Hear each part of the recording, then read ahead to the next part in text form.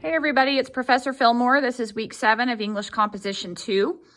And we are just looking at what's due on week 7. So when I first got to week 7, I noticed there was really hardly anything there. It was just a draft for your own self-review. It wasn't even worth any points. And then a final copy. And I thought, well, that's kind of strange. I think what happened is the professors who designed our curriculum, they had so many points on earlier weeks in the course that they ran out of points toward the end.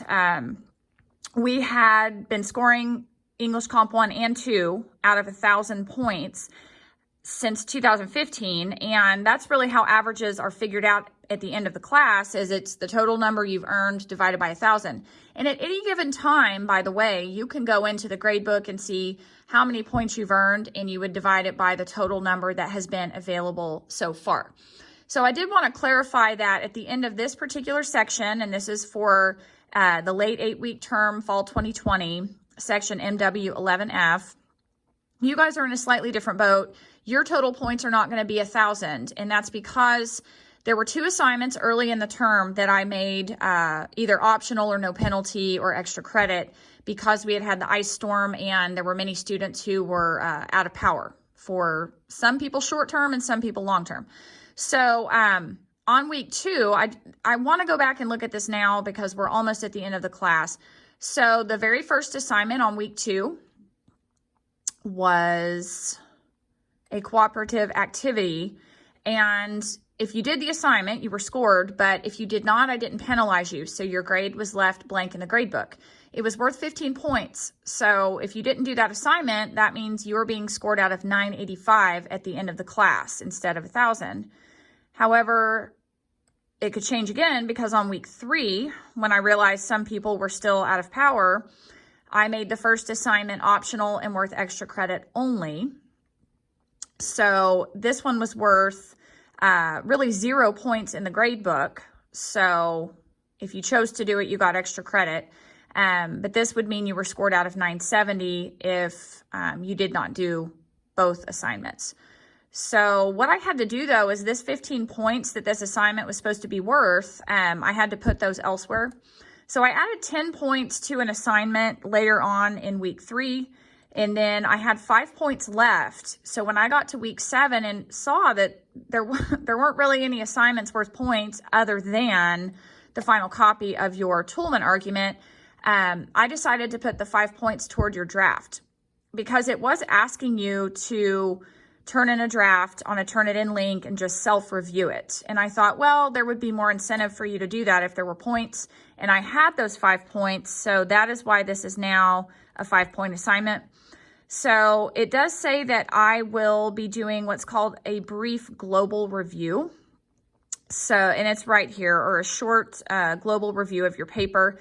So what I'll be looking for is that you have the 6 sections of Toolman argument. You've carried them out correctly. You know, I'm looking to see that you understand what a Toolman argument is. So if I see that you're going maybe the wrong way on a certain section, or maybe something's out of order, I'll help you with that. Those are going to be my main goals when I look at your paper.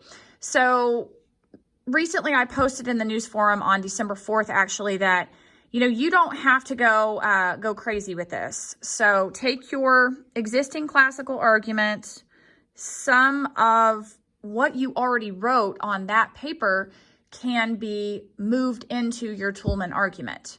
So go back to week 6 if you're unsure. And what I need you to do is rewatch the videos if necessary. There are several of them, 6, and they total 36 minutes. And then the 3 PowerPoints, I actually go through those in the videos. So, but the full PowerPoints are here. And then there is now a student example of a Toolman argument with professor's notes. I've posted it on both weeks 6 and 7. My main argument was that theirs, I felt, was a little bit too long. I mean, it was longer than what it needed to be. So I've asked that for your sake and for mine, what I think you should do is label the sections of your Toolman argument. So what that really means is I'm actually going to go click on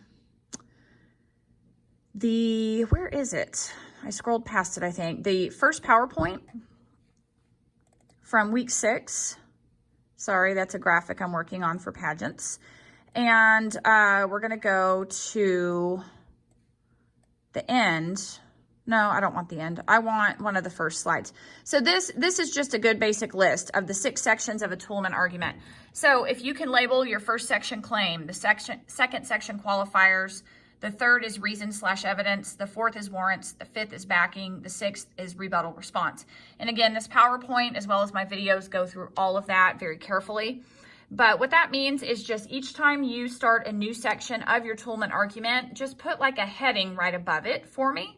And then that way I can move through the sections more quickly and logically, and I think it will help you organizationally as well.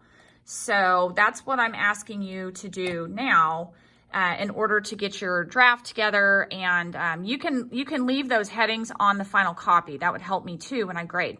So that's the main thing I'll be looking for on week 7, is that you have all 6 parts and that they are in order.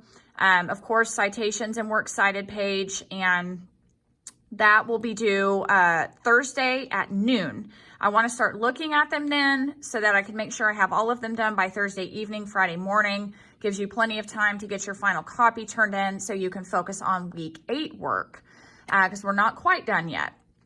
I think that's pretty much it. I did put a note here. If you can get yours in Wednesday evening, that's even better because I can start earlier on Thursday looking at those.